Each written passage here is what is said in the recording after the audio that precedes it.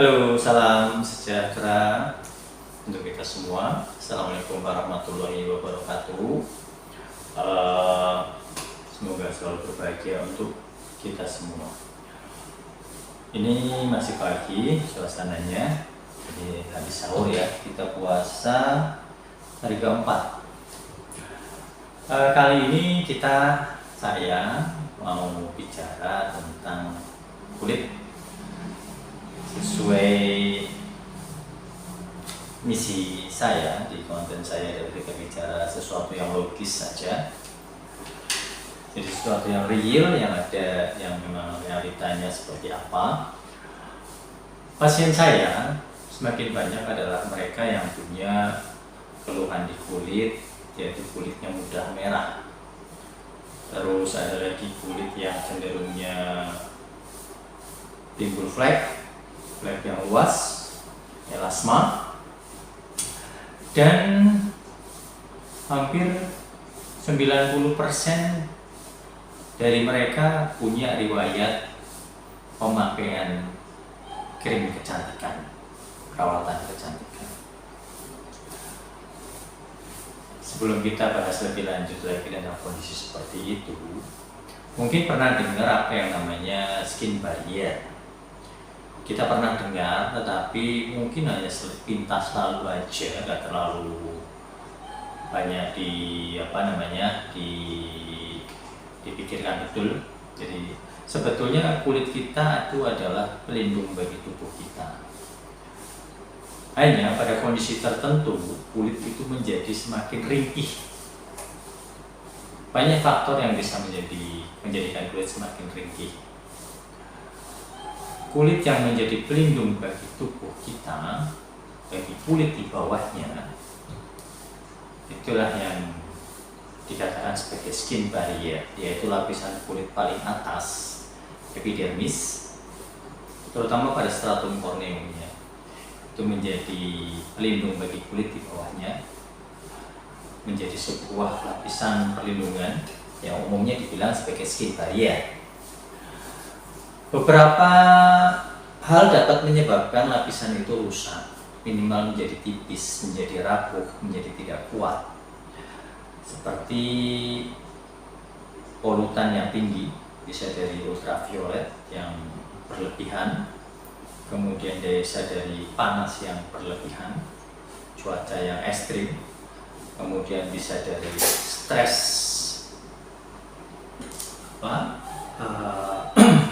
yang bersangkutan, karena stres itu memicu banyak inflamasi, proses inflamasi atau proses peradangan dari yang ringan sampai yang berat, termasuk pada kulit. Dan juga dari paparan bahan kimia. Paparan bahan kimia lah ini yang akan saya concern di situ, karena ada bahan kimia yang sebetulnya baik, tapi seringkali karena kurangnya kita memperhatikan baik-baik, jadi menjadi hal yang tidak baik.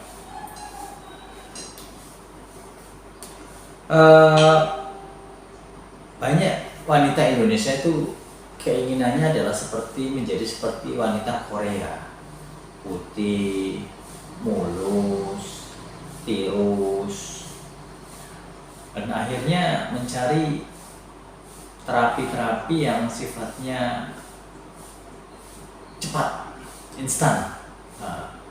Hal-hal inilah yang akhirnya mendorong industri perawatan kecantikan untuk memproduksi materi-materi yang condong menjadi tidak aman. Aman, tetapi pemakaiannya yang tidak rasional bisa jadi tidak aman. Kita sering pernah dengar krim-krim mengandung logam berat seperti merkuri, dulu sempat booming banyak, walaupun sekarang pun masih ada.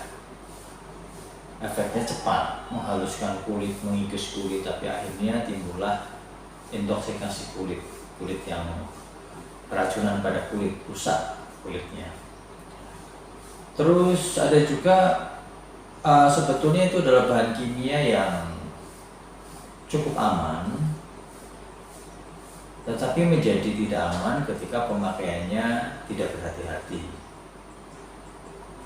Itu adalah krim yang diklaim akan menghaluskan kulit, juga memberikan efek memutihkan kulit, atau mungkin biasa dikenal cream whitening, glowing dan brightening cahaya. Krim-krim itu yang diproduksi secara legal terutama oleh dokter dan diformulasi oleh tenaga ahli farmasi, apoteker. Pemakaiannya harus hati-hati, karena kalau pemakaiannya tidak hati-hati, efek sampingnya yang harus diperhatikan. Karena umumnya cream whitening, cream glowing itu dia menyebabkan pengikisan kulit. Sebetulnya mengikisnya bagus, untuk tumbuhnya pun bisa lebih rata, lebih halus. Tetapi kalau dia mengikisnya lebih cepat daripada pertumbuhannya, otomatis kulitnya akan semakin menipis. Salah satunya skin barrier, perlindungan kulit yang akan semakin menipis. Perlindungan kulit yang rapat dan tebal sebetulnya itu menjadi menipis, sehingga dengan paparan polutan yang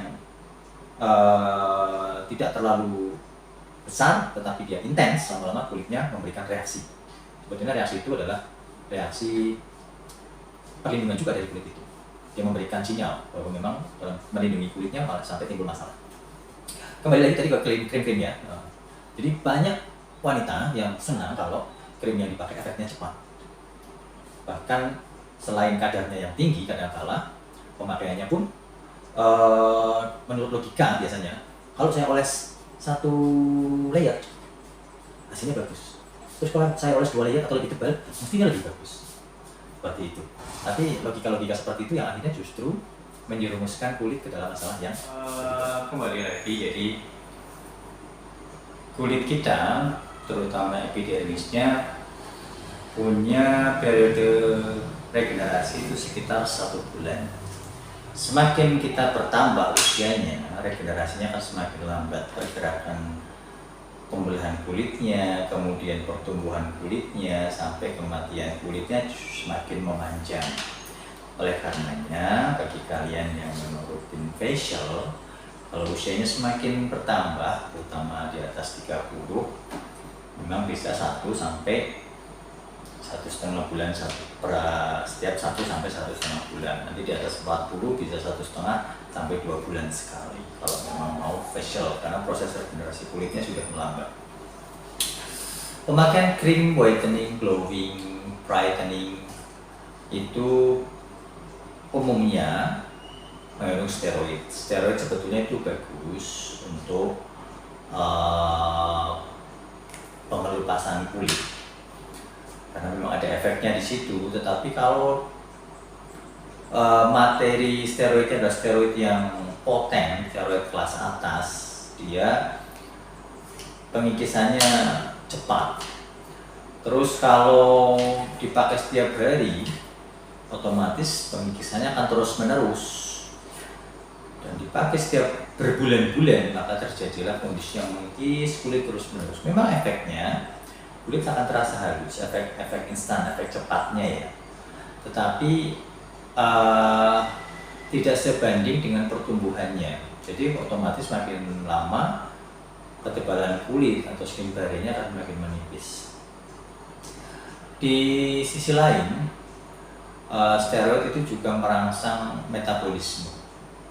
Selain nanti dia mengikis kulit lebih cepat, karena dia merangsang metabolisme tinggi, makanya pada mereka yang kulitnya sensitif akan gampang menjadi merah.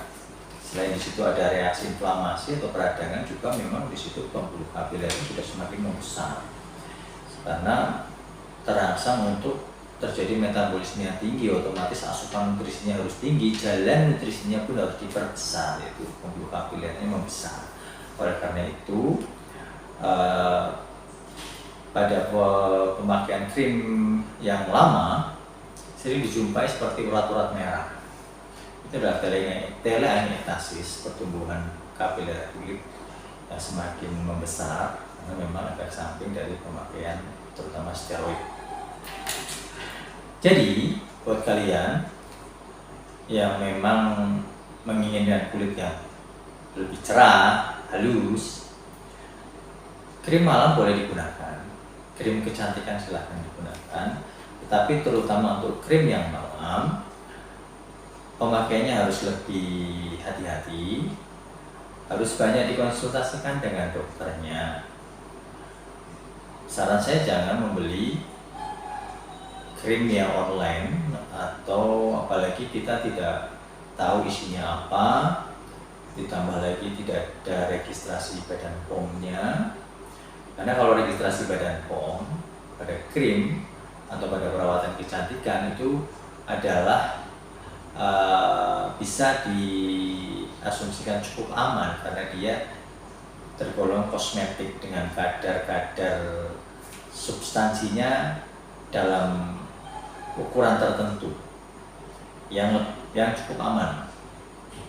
Tetapi kalau dia bukan jenis kosmetik, Badan POM tidak akan mengeluarkan izinnya karena itu akan dikembalikan kepada tenaga kesehatan yang berkompeten, yaitu dokter dan juga apoteker. Jadi dokter yang meresepkan, apoteker yang memformulasikan, membuatnya.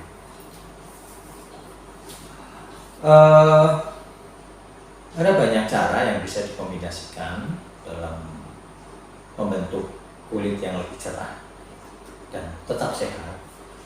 Bisa dengan pemakaian krim tadi, bisa dengan pemakaian serum, kemudian tetap menjaga kelembaban kulit, terutama apabila kita mudah menemui kondisi kulit yang kering, mudah merah, itu tetap ada penambahan pelembab pada kulit.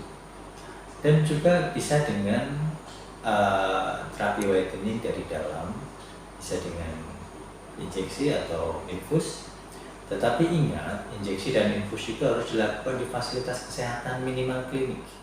Jadi untuk kalian yang merawat kecantikan itu bagus, karena pada dasarnya wanita tetaplah memperhatikan penampilan fisiknya. Walaupun ada cowok yang bilang saya melihat hatinya, padahal mata kita itu nggak bisa langsung melihat hatinya, yang dilihat ya pasti fisiknya. Dan cinta pada pandangan pertama pun umumnya karena melihat fisiknya. Oke, pagi ini kebetulan pagi, ceritanya sampai sini dulu tentang skin barrier tadi. Jadi pintar-pintarlah merawat kulit yang logis saja. Bagaimanapun kulit orang Indonesia itu Fitzpatrick 3, 4 atau 5. Jadi untuk menjadi seperti Korea tentunya tidak bisa. Tapi untuk menjadi kulit yang lebih cerah, insya Allah bisa. Dan alangkah baiknya kalau kalian mau merawat kulit, selain kulit wajah juga kulit secara umum ya, karena banyak yang akhirnya cerah di kulit wajah tapi leher dan tangannya masih lebih gelap. Dan itu tidak enak dilihat ya, apalagi ada wajah dan lehernya gelap, beda soalnya. Tapi untuk merawat wajah, mau merawat wajah itu sudah baik, tak perlu galau dengan mungkin sindiran atau kritikan orang lain atau wanita lain, karena pada dasar semua wanita tetap ingin memperhatikan penampilannya. Bisa jadi mereka pun ingin yang mengkritik itu tetapi belum mampu. Oke, terima kasih sekali. Nanti kita ketemu lagi di informasi-informasi yang lain. Kita bicara yang logis-logis saja agar tidak terlalu tinggi ekspektasinya atau mimpinya, tetapi realnya kita ada aksi. Itu, sampai jumpa, salam sejahtera, tetap bahagia untuk bisa menikmati hidup ini dengan lebih